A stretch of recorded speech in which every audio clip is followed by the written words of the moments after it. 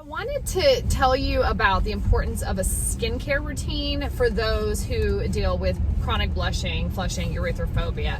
And I know that it kind of seems like, okay, this seems off genre for blushing, but because it's been my own experience, I want to share with you how I think it's really helped me, and it might be helpful to you. Side note, it's raining where I'm driving, and so if you hear this kind of loud noise, just my windshield wipers. It's just kind of a little drizzle, but still. Okay, so the thing I wanted to share with you about a skincare routine, I'll tell you a little bit about what happened for me. In the past year, so around May or so, I started, because I don't work in a corporate office anymore, I wanted to just spend some time with my skin. And you know, for chronic blushers and flushers, that's going to be on our face and our neck. We're already dealing with the visual issue of what that makes us look like and feel like when we are flushing or blushing. So wearing a lot of makeup in corporate America, being the visual of what a corporate lady is, I wore a lot of makeup. I wouldn't say I wore like a ton or like caked on my makeup. But I did wear a lot, and hold on, let me safety first, make sure I get over here. I did wear a lot, and working from home and being on a computer, I was able to not feel as though I had to wear as much, because obviously like the computer makes you look a little different than being in person with people. So I started spending some time, I can't remember, I think maybe I was having like some breakouts, and it just, and in my chest, like where I flush on my chest and my neck, I don't put a lot of product on that area because it burns. It's a very sensitive area. And so I wound up just starting to look into more of because I looked at my neck. I used to tan back in the day, like bad, really bad tanning. And I started looking at my neck and realizing how dry it looked, and I don't really show my neck a lot anyway because I flush there. But I was like, you know what, maybe I should give it a little tender love and care. So, and as I'm getting older, I'm 37, I was looking at my face as well, and I was like, this is something you kind of want to preserve over time. It's not necessarily that I'm going to stop aging, but at least take care of my skin and nurture and take care of it. So anyway, I have some videos about my skincare routine, daytime and nighttime. It's still pretty consistent. I'll put those here in case you're interested in looking at some of the products that I look at or that I use. I don't use as many of them anymore because that was summer, and now we're moving into winter, late fall here. And the weather gets cold, and so it changes your regimen a little bit. But anyway, I digress. The point is that I started thinking and looking into products. Sorry, I know this is not ideal to do a video while I'm driving, but this part of the road is they've dug it up to lay new asphalt, so I'm off of it now if you hear all that. Hopefully it's not too distracting. So anyway, I started deciding to condition my skin, take care of my skin, and really stop wearing as much makeup as I was.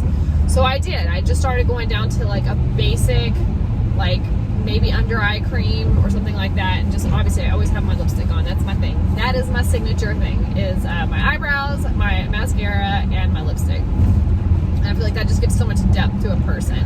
Now guys, if you're watching this and you're like, she's talking about makeup, this can still be something that you can relate to as well.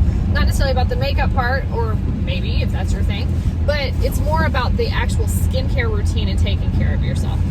What I started doing was I talked to my dermatologist, but I also watched some YouTube videos in regards to a skincare routine that was a realistic skincare routine. And I started utilizing these different products that would eliminate some of the old dead skin cells, and then moisturize my face appropriately. Also my neck, because all of this is one unit down to your chest.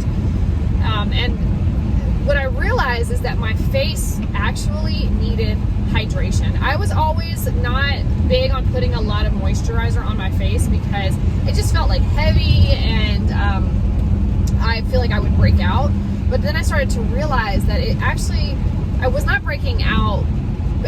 Keeping my skin dry wasn't really keeping me from breaking out, kind of. I mean, it was, but when I would break out, it was really bad. And it was actually adding the proper moisture in is what really changed things and turned things around for me. It took about 6 weeks for my skin to really take to this new regimen. Like, what is going on here? And I was super oily for like a hot minute, because when you've deprived your skin from moisture and then all of a sudden you start giving it moisture and you stop covering it with makeup and you just let your skin breathe. You can look back at some of my videos like around May, June, July or so, and I am so freaking oily. But it's okay. It was part of getting to where I am now, where my skin has evened out. And I say all that to tell you that part of that was also taking care of my chest and my neck. And I think that this goes the same for people who blush. If you're using the proper products, you want to make sure that you're taking care of your skin, because yes, you have something that's happening underneath the skin that may be causing that chronic redness.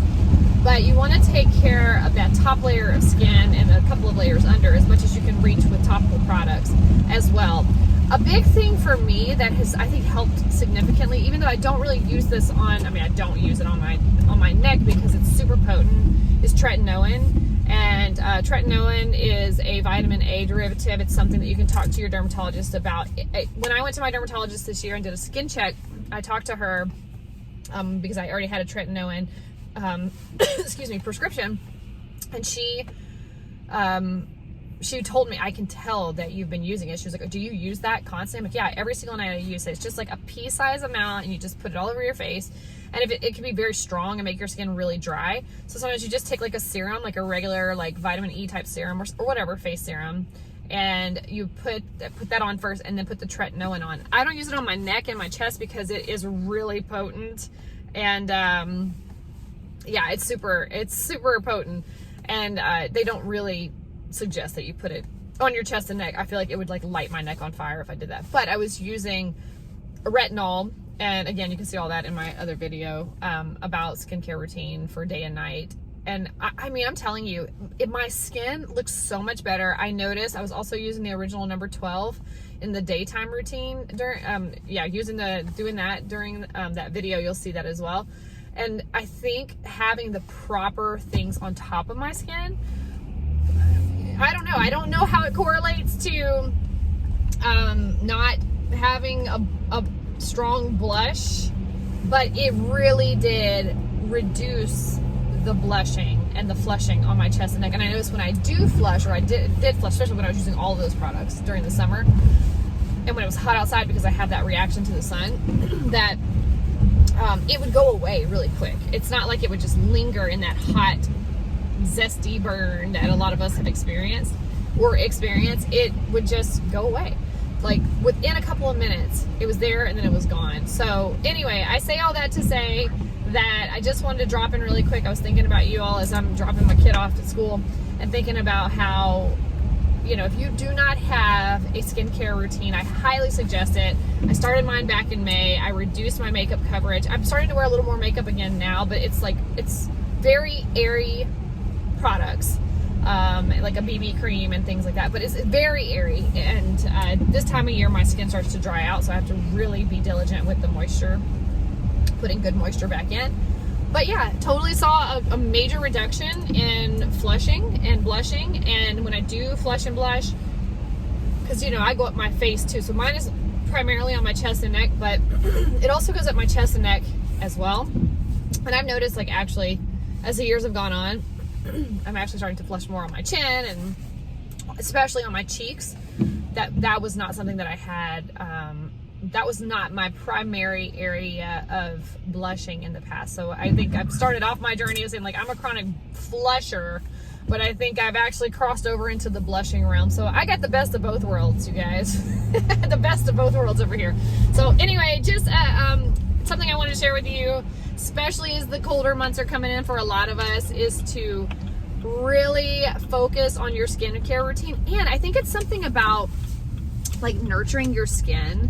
When you deal with chronic blushing and flushing and erythrophobia, you can get into a really negative headspace of despising your skin because of what it does. And it's not so much what your skin is doing, it's what your nervous system's doing, what's happening underneath the skin. But because it manifests through the skin, you can you can really start to feel very negative about your skin, about who you are, about the appearance of what you look like. And I think that there's just something, for me, there was something about taking time for my skin to, because a skincare routine doesn't have to take a million minutes, but it does take time, and it takes consistency. And like anything else, like a workout regimen or anything else, when you're trying to build a new habit, it's going to take your time, and you have to set that time aside to do it. And so anyway, I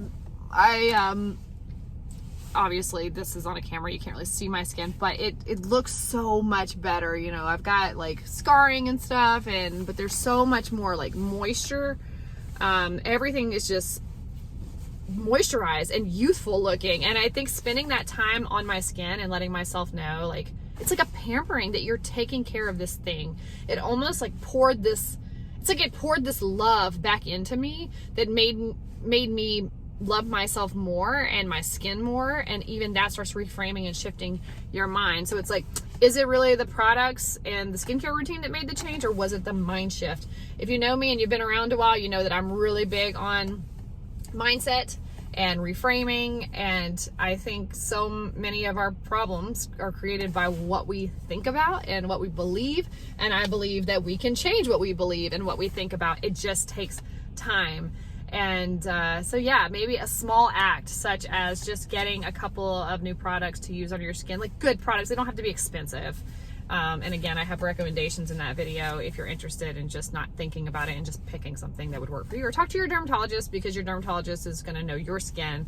And if you don't have a dermatologist, I highly recommend, especially if you're watching this channel, you're probably more fair skin anyway, and not having a lot of melanin in your skin. And that is something, my husband's black, and I was talking to the dermatologist a couple months ago when I went to say, you know, I get a yearly skin check. Should my husband get a yearly skin check? And she was like, I mean, we always suggest everybody should come in and get their skin checked, but it's so much more rare to find anything that's kind of life-threatening on skin that is darker. But she still would recommend that you come in and get it checked. But it was really more, the concern was around more fair skin and people that have those skin sensitivities. And that, for me, when I was a kid, I was always out in the sun. I tanned, oh my gosh, from like 16 to like 20 something. I mean, tanned a lot, like outside tanning and indoor tanning, and it's just awful. But